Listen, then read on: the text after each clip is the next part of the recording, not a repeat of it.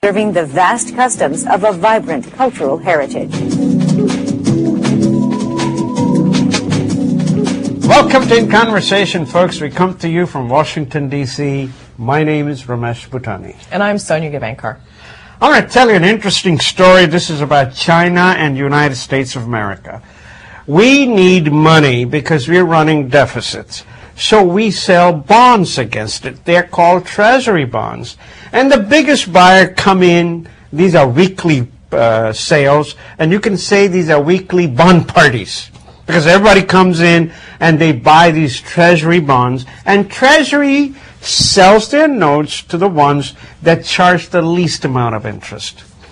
China has been interested in buying our treasuries, so they're holding $2 trillion of that. Well, last week at the party, China didn't show up. So all the customers were saying, oh, what happened? What happened? China's not here. China. So everybody raised their interest rate. Boom. China says they don't want to come to the party because they are very afraid. Why are they afraid? It's because we're running such big deficits and we are going to have inflation. And when that inflation comes in, that dollar is going to be 50 cents.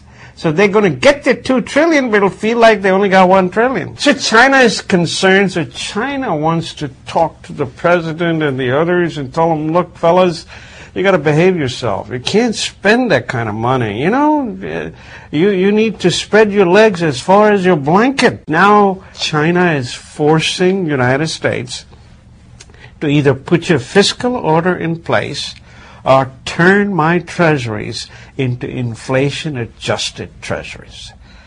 One thing you will see who won is next time the treasury goes out if they're selling inflation-adjusted bonds, which means every time the inflation goes up, your interest rate on your bond goes up.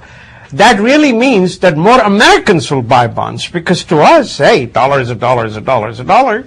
But an interest rate, a better interest rate is pretty good. You know, recently China has sued for the very first time at WTO, both Europe and America because they're not allowing a lot of goods without charging duty on it. When you charge duty on it, you know, you're killing the business. And China doesn't want to see their business killed. So I have a feeling because they're the biggest lenders, they will force you to do certain things.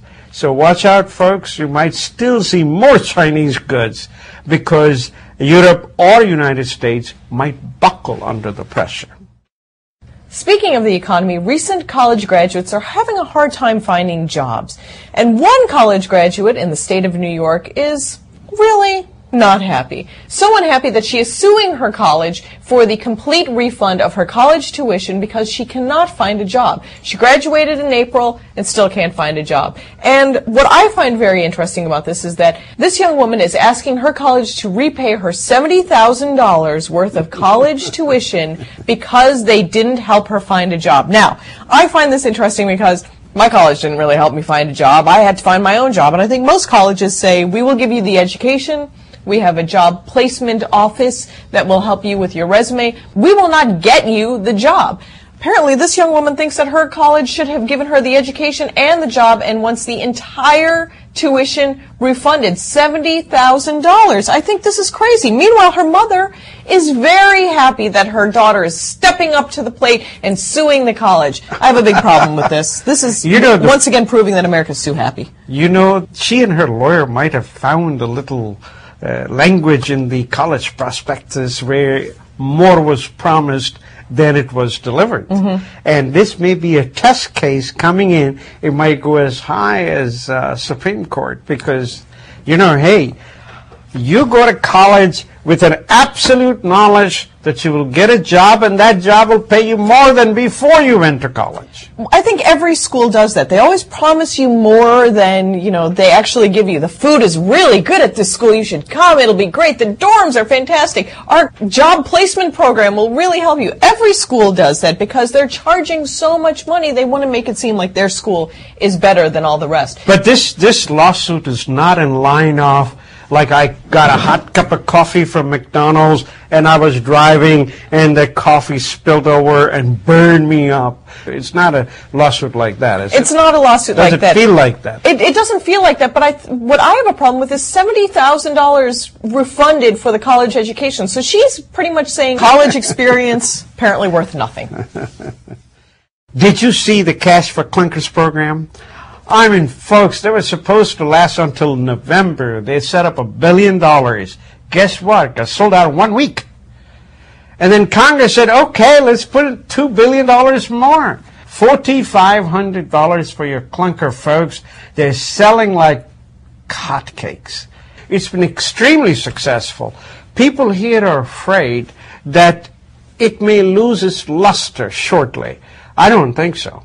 I mean, we're talking at least 2 to 3 million cars, and if each car was about $15,000 that you buy, we're looking at $30 billion, and hasn't reached that yet.